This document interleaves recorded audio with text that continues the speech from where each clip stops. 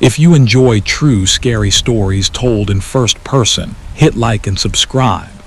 It supports the channel and keeps these stories coming.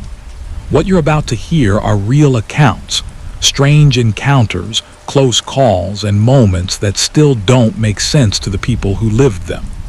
Each one is told in their own words. Some names are changed for privacy. The focus is on what they experienced and how it stayed with them. Story 1: The Cabin. About 3 years ago, I booked an Airbnb for a weekend. No special occasion. I just needed time away from work. The listing was a cabin roughly 4 hours from where I live. From the photos, it looked mostly isolated, with only a handful of other cabins within a mile and the woods right behind the property. Exactly what I wanted. Peace and quiet. No one to answer to. I got there early and spent the morning exploring the place and trying out the amenities. I was in a good mood. The cabin was clean and the kitchen had everything I needed. In the afternoon, I sat on the back patio in one of those swinging chairs and looked out toward the trees. That's when I noticed a man walking in the woods. From that distance, he looked like an ordinary guy, and I assumed he was staying at one of the other cabins. He kept going until he disappeared into the trees. I stayed outside for close to an hour, then went in to make dinner and put on a movie. Late in the evening, the doorbell rang. I hadn't even realized the cabin had a doorbell. I went to the front door and opened it. Standing on the porch was the same man I'd seen in the woods earlier. "Can I help you?" He smiled and said he'd been lost for a few hours and needed help finding his way back to his cabin. I hesitated. Something about him felt off, but I couldn't put my finger on it. "Sure, let me grab my phone and you can look up the address." I closed the door and went to the couch to get my phone. When I came back and opened the door again, he was gone. Not on the porch, not in the yard. I stood there for a moment, then closed the door and went back to the movie. Something was wrong, but none of it added up. Where had he gone so fast? Why had he left without saying anything? I stayed on edge for a while, then eventually went to bed. I actually slept fine, which in hindsight feels wrong. The next morning, I took my coffee out to the back porch. Within about 10 minutes, I saw something that made my stomach drop. The same man was walking in the woods again, in the same spot, on what looked like the same path. One thing was clear now: he wasn't lost. So why had he come to my door? I went back inside and called a friend to talk through how weird it was. I needed to say it out loud. It helped to have someone else as confused as I was. While we were talking, the doorbell rang again. I whispered to my friend what was going on and left the call running while I answered the door. "Do you need something?" The man smiled and said the same thing as the night before, that he was lost and needed help. I stared at him, annoyed and creeped out. Then he spoke again. "Can you get your phone and search for the address?"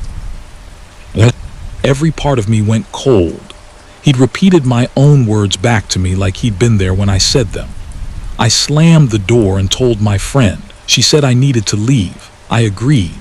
I packed as fast as I could, checked the peephole to make sure he wasn't there, then carried my bags to the car and started backing out. As I did, I looked up at the house. He was in the front window, inside, watching me drive away. I hadn't heard him come in. I hadn't left the door open. He'd gotten in somehow and he'd waited. I got home and contacted the host. I explained that someone had gotten into the rental and that the whole thing had been terrifying. His reply was brief. He didn't seem concerned. He just apologized that I hadn't enjoyed my stay. I still don't know what that man wanted or what he was planning. But seeing him standing in the window, inside the house, barely half a minute after I'd left, is the most horrifying thing I've ever seen. Story 2: The Ridge. I'm 29 and I live along the Appalachian Range in lower West Virginia. I've been backpacking and camping for years and usually hit different trails in the nearby mountains. My best friend, who lives a few miles away, often comes with me.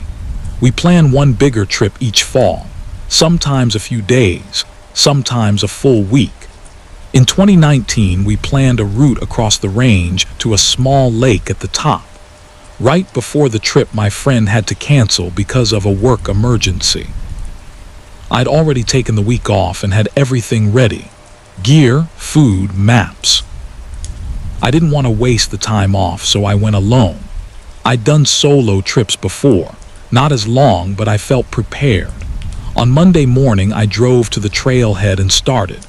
These weren't groomed recreational trails with signs and markers. You navigate with a map, compass, and landmarks. You pick something in the distance, hike to it, then choose the next. It's the kind of route where you have to pay attention. The first 2 days I worked toward a ridge. The going was steady. When it got dark on the second night, I set up camp still several hours from the ridge. I pitched the tent, got a fire going, and heated up food. The air was cold, but the fire helped. I felt good about the progress I'd made. By the time I lay down to read, it was around 8 and the sun was long gone. I left the fire burning, planning to put it out before I actually slept. About 20 minutes into reading, over the sound of the fire, I heard a stick snap. Loud, right behind my tent. I sat up. My first thought was a black bear, maybe drawn by the food. I didn't hear anything else. I crawled out and shone my flashlight into the trees behind the tent. Nothing. I shouted to scare off anything that might be there. Still nothing. That was the strange part. The snap had been clear and close. Something had stepped on that stick. I stayed outside for a while, checking around, then put out the fire and went back in. I barely slept that night. I was too busy listening for the next sound. Every rustle felt like a threat. In the morning, I packed up and kept going until I reached the ridge. From there, it was a straight shot to the lake. I pushed to get there before dark so I wouldn't have to move camp again the next day. I made it with about an hour of daylight left. The lake was worth the hike. Calm water, trees all around. I walked the shore, then set up camp on the tree line. Sitting by the fire, I kept turning around. Soft sounds like footsteps somewhere in the trees behind me. I told myself I was paranoid, but it really did sound like someone walking. And there shouldn't have been anyone. I'd have seen another tent when I circled the lake. It was too dark to see more than a few feet, so I couldn't check. About an hour later, I got in the tent and lay down. Every few minutes I thought I heard steps again, too faint to be sure. Eventually, I fell asleep. What felt like an hour later, I woke to the sound of someone running away from my tent.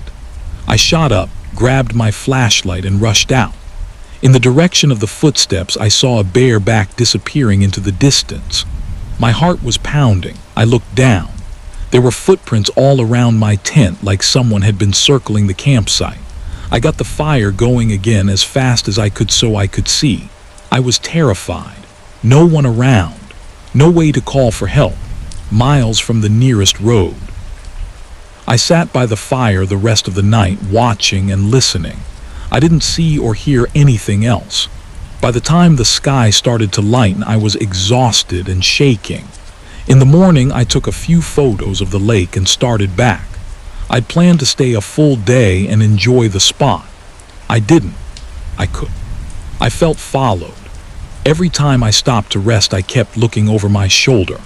I made it out without anything else happening, but on the way I started noticing things missing from my pack: food, a few small tools, nothing huge. But I'd had my bag with me the whole time. I never left it unattended. To this day, I wonder if whoever was outside my tent that night had gotten close enough to go through my things while I was asleep. The idea still makes my skin crawl.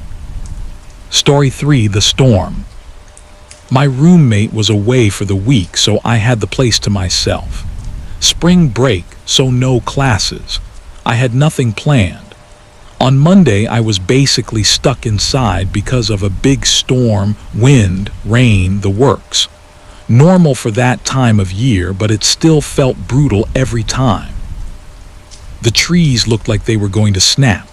The power flickered a couple of times but stayed on. The house shook and creaked. I knew I wouldn't sleep, so I stayed up. I turned on the Xbox and played for over an hour until around 11 when the doorbell rang.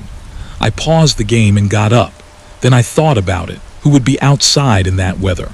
I went to the door and looked through the peephole. Nobody. I opened the door. Wind and rain hit me. I looked around. No one. I closed the door and wondered if the wind had somehow triggered the bell. It sounds dumb now, but I didn't have another explanation. Maybe a branch had hit the button. I went back to my game and tried to focus. A couple of minutes later, I heard a huge crash in the backyard, things falling and breaking. I knew it was the patio furniture. I ran to the back door. Everything was scattered, blowing around. I put on shoes and went out and started pushing each piece back against the house. The wind was so strong it hurt when the rain hit my face. Branches were snapping somewhere. I was moving as fast as I could when I saw someone. They were standing at the edge of the yard, watching me. I looked at them for a second, then grabbed the last piece of furniture and ran inside. When I looked out the back door after drying off, they were gone. Between the doorbell and that, I was on edge. I sat in the living room scrolling on my phone. After a while, I could barely keep my eyes open. I got a blanket and lay down on the couch. I didn't want to go upstairs. The storm was louder up there anyway. Eventually, I fell asleep. A few hours later, I woke up from a heavy gust that shook the house. I pulled the blanket off and sat up, feet on the floor, about to go check if the furniture was still there. The second my feet touched the floor, they were wet. That woke me up completely. I looked down. There was a puddle right next to the couch. Then another, and another. A line of them leading across the room. And in the puddles were faint, muddy shoe prints. Someone had been inside while I was sleeping. I stood up and backed into a corner, heart pounding. I listened. Nothing but the wind. After a minute, I slowly followed the prints. They went through the whole house, upstairs and down. But they clearly started at the back door. The door I'd forgotten to lock when I ran in from the rain. I locked it and pulled out my phone to call 911. Then it hit me. What if they were still inside? I stayed quiet, moved to the corner where I felt most hidden and made the call. I waited in silence until the police arrived. They looked at everything I'd seen, the prints, the path through the house, but didn't find anyone. They said it looked targeted. Nothing was taken. Nothing was broken. It was clearly my house they'd focused on, and they'd spent time walking through it. They walked right up to me while I was sleeping and apparently did nothing but watch. Creepy and hard to make sense of. If they'd wanted to hurt me, they'd had the chance. The fact that they didn't only made it weirder. After thinking about it, I've wondered if they'd actually come for my roommate. They saw me, looked around, and left without doing anything. If it was personal and my roommate had been there, I think it could have gone very differently. Story 4. House sitting. Last year I house sat for a close friend. They had lizards, fish, and a lot of plants. They were on a 2-week business trip, so I agreed to take care of it all. Their place was a lot nicer than my apartment, so I was happy to. The first week was fine. It felt like a quiet airbend. I got into a routine. Then one night I was at the kitchen table when I heard a man cough. Right outside the house, just past the back door. It startled me because it was so close. I hadn't heard anyone approach. The cough was right there. I went over and turned on the outdoor lights so whoever was there would know someone was home. I waited a minute, then looked out the window. Nobody, but why had they been there? I was extra careful after that. Nothing else happened until a little after 7. I had nothing to eat, so I went out to get food. On the way to my car, I noticed footprints in the grass pressed down a clear path. I followed them. They went from the sidewalk to the back of the house, then turned and went back to the sidewalk. Like someone had walked up, maybe tried the door and left. I got in my car and left, but the whole time I was driving, I kept trying to think of a reason someone would do that. It seemed pointless. When I got back, I looked for more prints. I didn't see any. I went inside and watched TV. After about an hour, I was getting sleepy, so I turned it off and got in bed. I was on my phone when I heard someone outside again, walking through the front yard. I listened. They went to the front door, then around to the back. I heard the back door moving, like someone trying to open it. I got up and went to the top of the stairs and flipped on the downstairs lights. The sound stopped. I went down a few steps and looked over the railing at the back door. No one. For some reason, that scared me more. A few seconds later, I heard glass shatter. Shards flew across the living room. I couldn't see the window from where I was. I ran upstairs and into the bedroom. I had to get somewhere I could lock. I heard footsteps, then the crunch of glass as they came in. They were inside. Downstairs was gone. As soon as they were inside, everything turned to chaos. Things being pushed over hit broken. The noise was overwhelming. I called the police, hands shaking. I was afraid they wouldn't get there in time. After about a minute of destruction on the first floor, the intruder ran upstairs. He went into one of the spare bedrooms and did the same thing. Then he came to my room. He tried the door. I'd locked it. He didn't leave. He started smashing something against it. One of the panels nearly came off and he reached in and unlocked it. He stepped inside. Face mask, hoodie, metal baseball bat. I was in the corner holding back tears. He looked at me with pure rage. I thought that was it. Then he looked away and started destroying the room, walls, furniture, everything. He didn't touch me. He didn't say a word to me. He just went around me, wrecking the place as fast as he could. Then he ran past me into the next room and finally went downstairs and left. I stayed in that spot until the police arrived. My friend came back early the next day. Basically, everything in the house was trashed. Nothing was stolen. The police said it almost certainly had to be someone who knew her and had a grudge. She couldn't think of anyone. We went through everyone she'd had conflict with. Nothing fit. I tried to describe the man, but he was fully covered. The worst part was how he ignored me, completely confident like I was nothing. To this day, no one knows who he was or why he did it. Story 5: The gas station. I worked at a gas station last year. I know it's a cliché setting for weird stories, but when you're the one working there, you don't really expect it to happen to you. You think you're just there to ring people up and restock. This particular night it was raining. Not a downpour, but enough that being outside without cover was miserable. When the weather's like that, fewer people come in. My job was mostly to be there. I'd walk around sometimes to stretch and stay awake, but I spent a lot of time on my phone. I was scrolling when I heard a noise from outside, tapping on the glass door. I looked up. There was a figure in the rain, a man, face hidden by his hood. I waved to show he could come in. The door wasn't locked. He didn't move. He kept tapping like he didn't see me.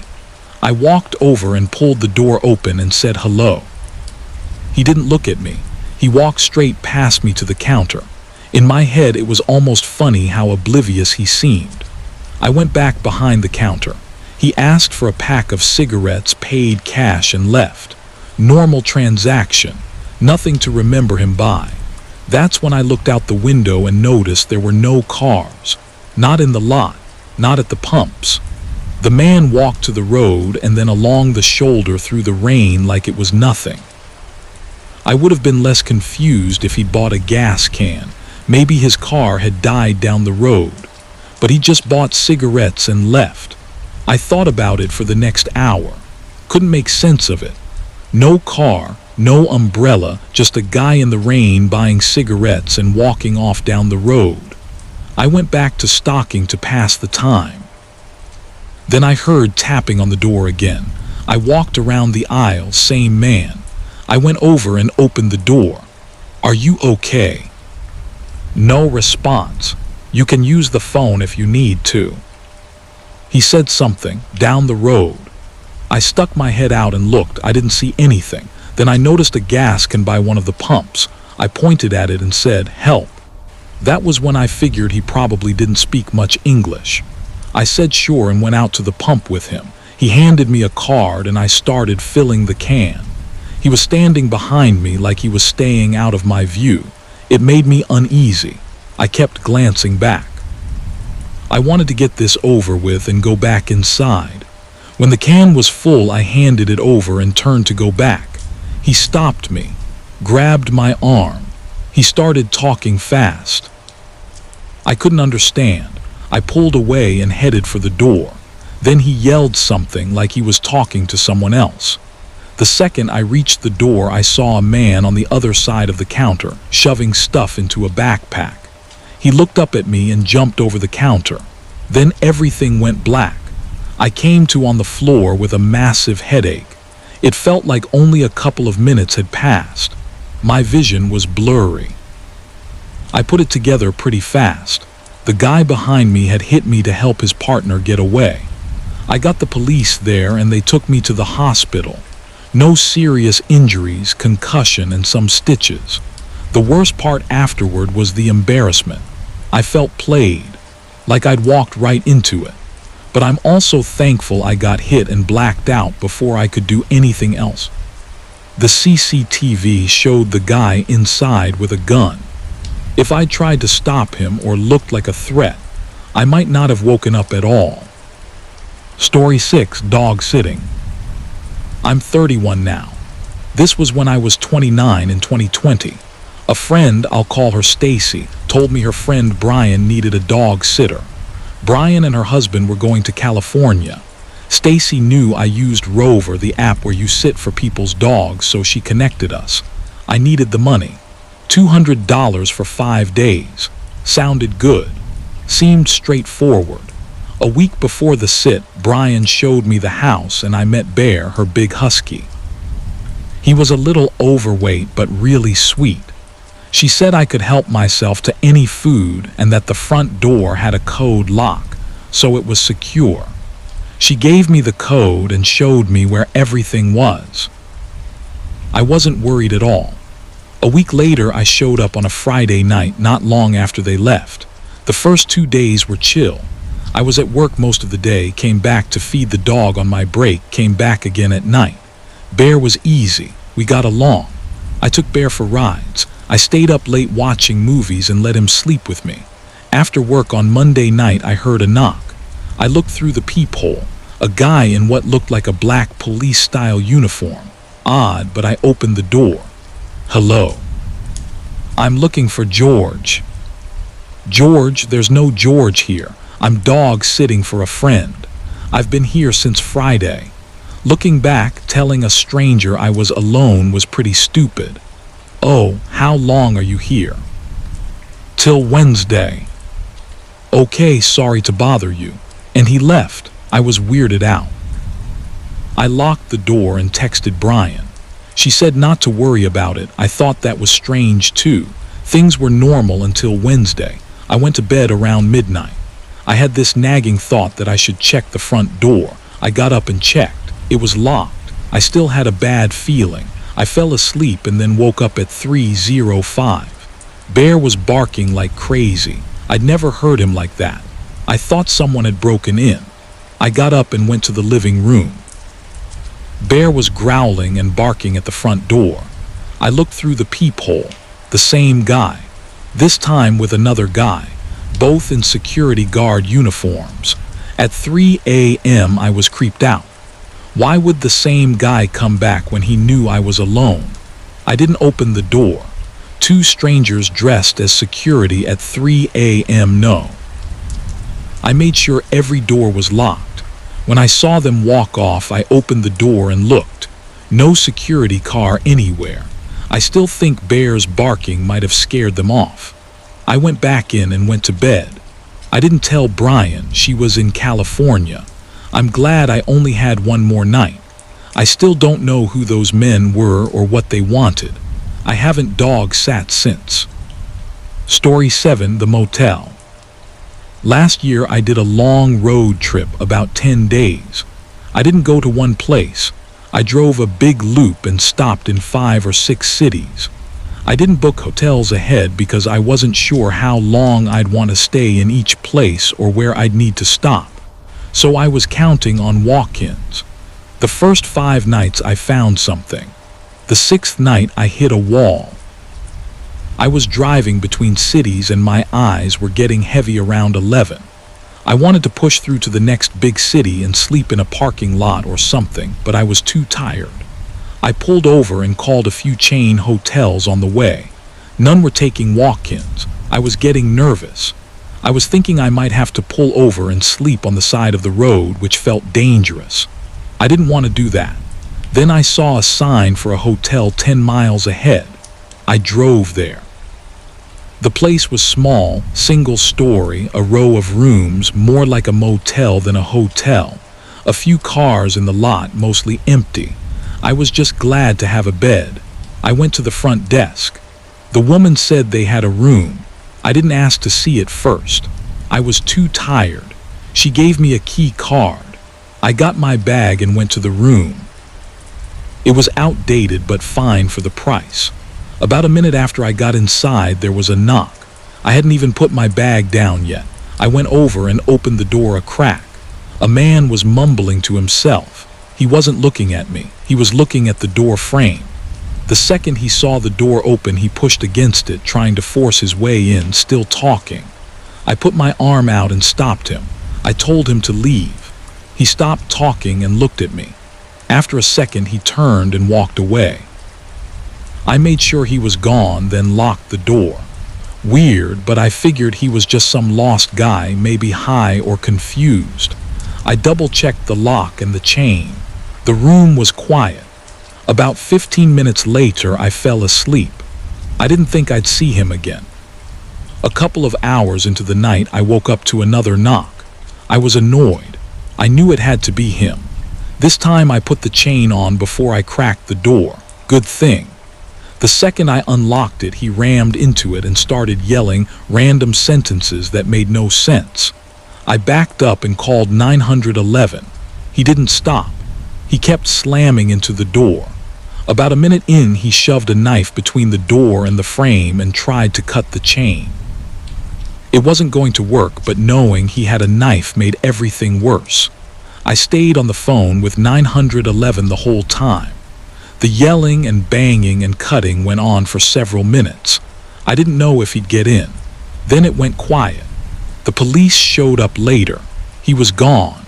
I don't know what was wrong with him or why he wanted in so badly. But he had bad intentions.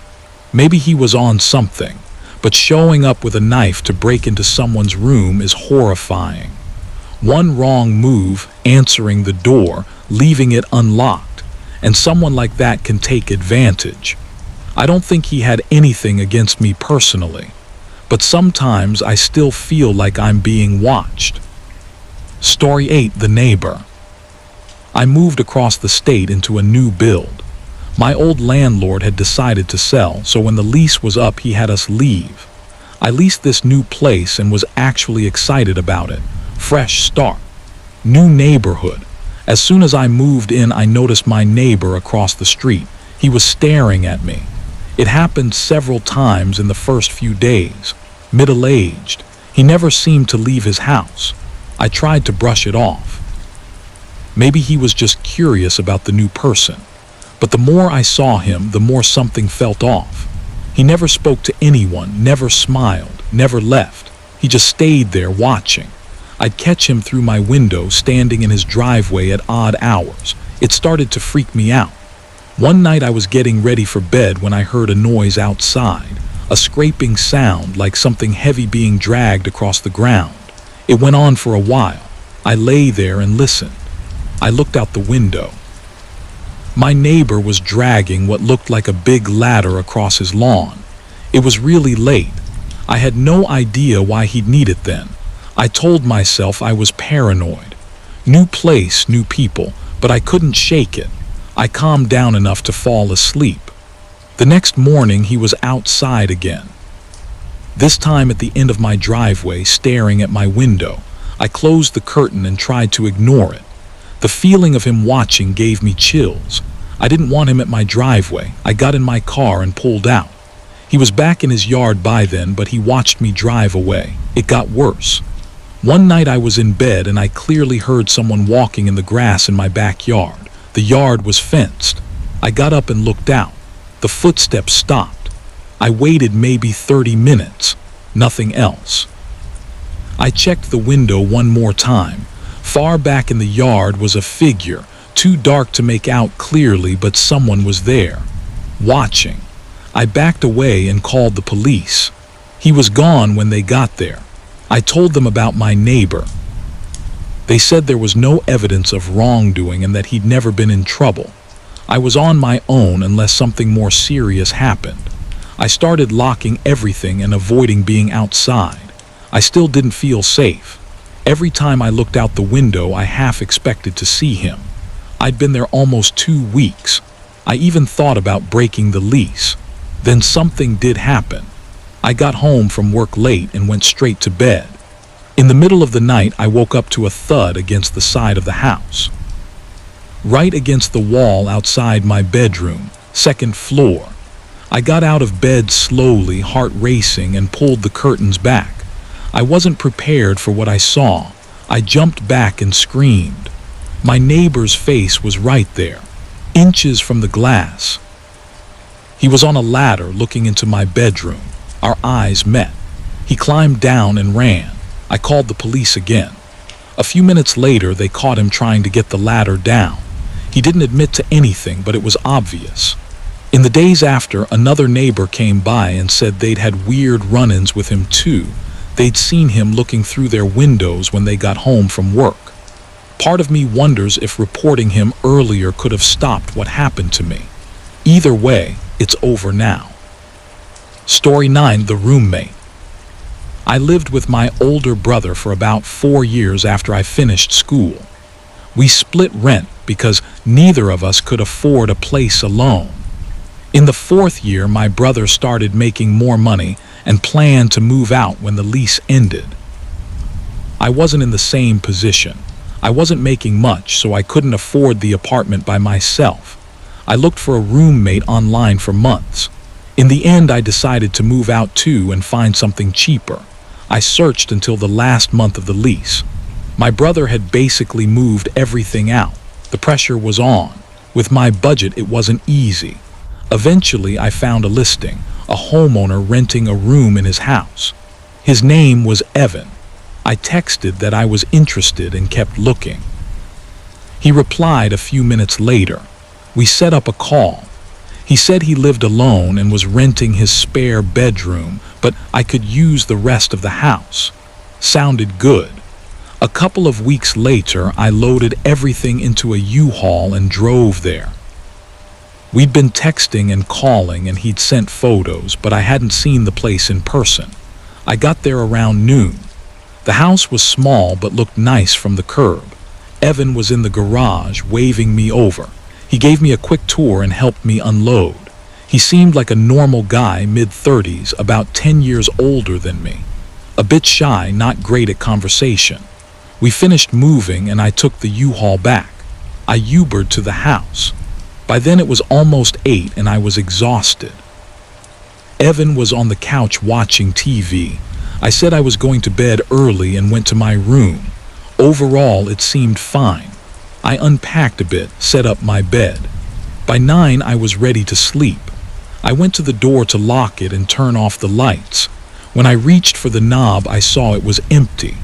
There was no lock on my side. I opened the door and looked. The lock was on the outside, so someone on the outside could lock me in. I went to the living room and asked Evan why the bedroom door locked from the outside. He looked confused and said he'd never noticed. He'd switch it tomorrow. I said okay and went back. I was tired and didn't want to make a big deal of it, but it was weird. Why would a bedroom lock from the outside? I got in bed and fell asleep anyway. In the middle of the night, I woke up. I heard someone in the kitchen. I figured it was Evan getting water. I closed my eyes. A minute later, I heard him walking back down the hall. He passed my room and stopped. I opened my eyes and looked at the door. He stood there, quiet. Maybe 15 seconds. Then I heard a click. He'd locked my door. My stomach dropped. My face went cold. I heard his bedroom door shut. As soon as it did, I got up quietly and went to the door. I tried the handle. It wouldn't move. I stood there for a few seconds. This man I just met had locked me in. Fear turned into anger. I called out and told him to open the door. A second later, I heard him run out of his room. He put his hand on the door. He paused. Then he unlocked it. I pulled it open right away. What was that? He stumbled over his words. He said he wanted to make sure he was safe because he didn't know me. I got that. But locking someone in a room isn't the way to do it. I told him I was packing up and leaving in the morning. I stayed up all night on the couch. I didn't trust him. When the U-Haul place opened at 9, I looked down the hall. Evan's door was still closed. I hoped he was asleep. I didn't want to see him. I drove to get the U-Haul and brought it back. When I went inside, Evan's bedroom door was open. Evan. I looked in. The room was empty. I couldn't believe it. I backed out and started moving my stuff. I powered through 2 hours boxes, taking apart the bed. I had 2 boxes left. I ran in, grabbed one, and rushed to the front door. Evan was in the doorway. "Move," I said. He stared at me. No expression. After a few seconds, he stepped aside. I hurried past and put the box in the U-Haul. The last box was half full of random food from my old place. I decided to leave it. I wanted out. I was closing the back of the U-Haul when Evan spoke. "You forgot this." He was holding the last box. "Oh, thanks." I took it and climbed in. I felt him watching me as I set the box down. When I turned, his hand was on the door. He was pulling it down, trying to close me in. The U-Haul door with me inside. I don't know what he would have done if I hadn't stopped him. I stopped him before it was halfway down. I shoved him. He fell. He got up and ran not into the house, into the trees, away from the property. I didn't know what to think. I didn't care. I shut the back and drove away. I didn't look back until I was on the main road. My brother let me stay with him until I found a new place. I don't know what was going on in that house or what would have happened, but something was very wrong. Story 10: The Hotel. I'm a receptionist at a local hotel. Most of my shifts are overnight. I run the front desk, check-ins, calls, security cameras. It's usually quiet. We're not a big or busy property. Most nights nothing happens. This night we were mostly empty, only a few guests. I was at the desk on my phone when I saw a man walking toward the doors. I stood up and greeted him when he came in. He looked at me with bloodshot eyes and said he needed a room. He was clearly on something. I checked him in anyway and gave him a key. Policy was to allow walk-ins when we were under 75% full. He headed for the elevators. I sat back down and tried to put him out of my mind. Something about him stayed with me though. A few hours later, I heard a noise from the hallway. A thump, like a door being forced. I got up and went to the end of the hall. The man I'd checked in was there, trying to open one of the maintenance doors. "Can I help you find something?" He looked at me with those same eyes. I asked again. He just stared. I didn't know what to think. Maybe he was disoriented, looking for the vending machine. I didn't want to escalate things. I went back to the desk and put it out of my mind. A long stretch passed. No activity. No sounds. The building felt empty. Around 3, I did a quick walk of the bottom floor to stay awake. As I got near the desk, I heard loud banging from one of the rooms. I stopped and listened. I went up to the second floor. It was quiet now. That made me nervous. I walked down the hall. Nothing. At the end, one of the room doors was open. I listened, then knocked lightly. No answer. I peeked in. The room looked empty. I wasn't comfortable going all the way in. I closed the door and looked at the number, 112. The room I'd given him. I'd never seen him leave. I went back to the desk and checked the cameras lobby outside. He didn't show up.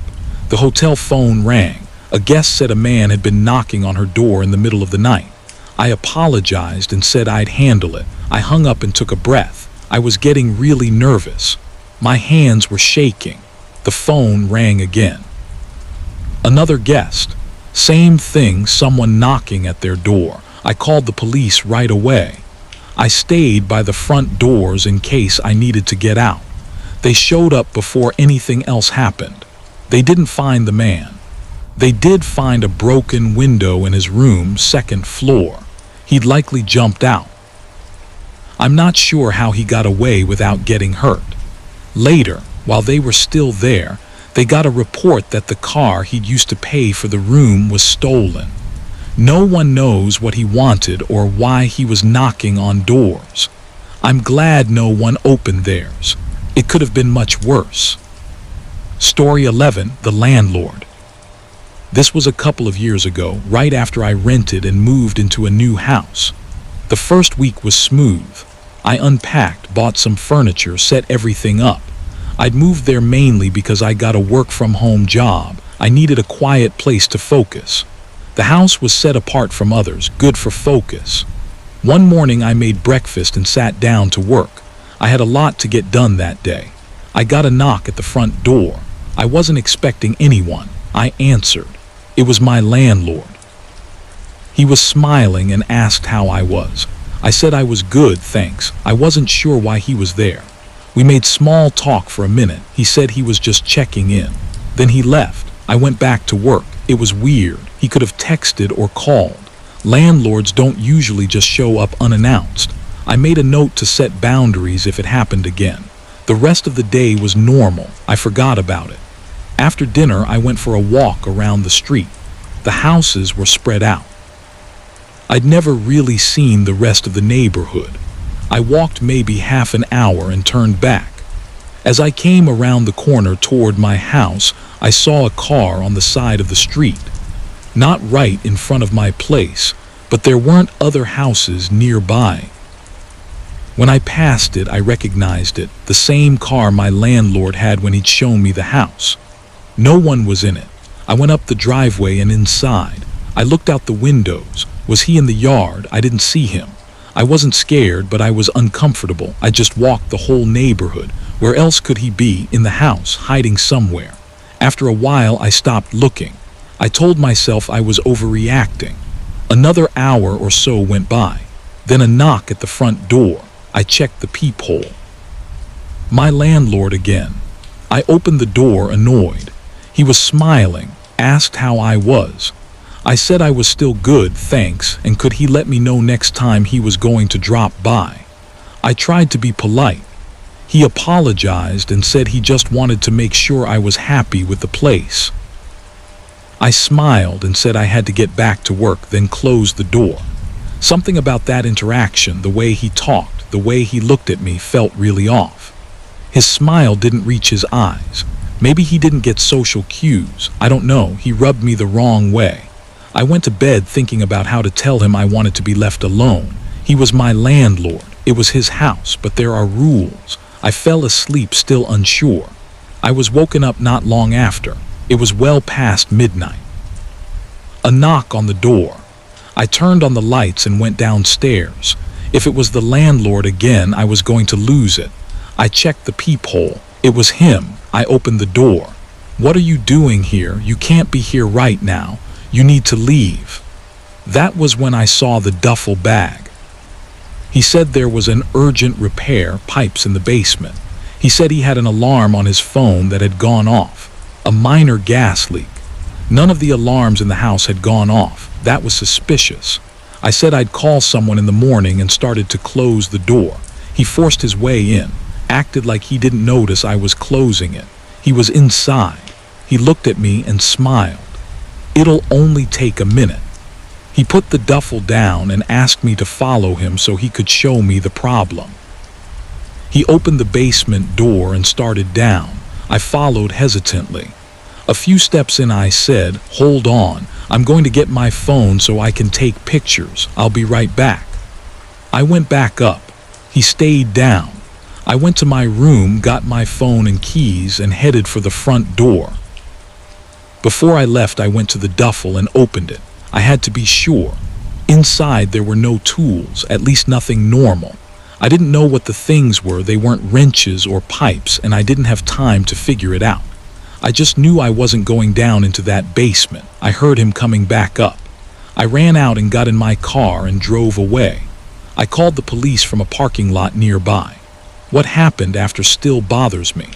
When they got there, my landlord was still there. The duffel bag wasn't. He'd gotten rid of it. They never found it. No evidence. In the end, all that happened was I was able to move out without a lease-breaking fee. Him showing up unannounced and being creepy, even forcing his way in, wasn't enough for any real action. No arrest. No charges. They said without the bag they didn't have enough.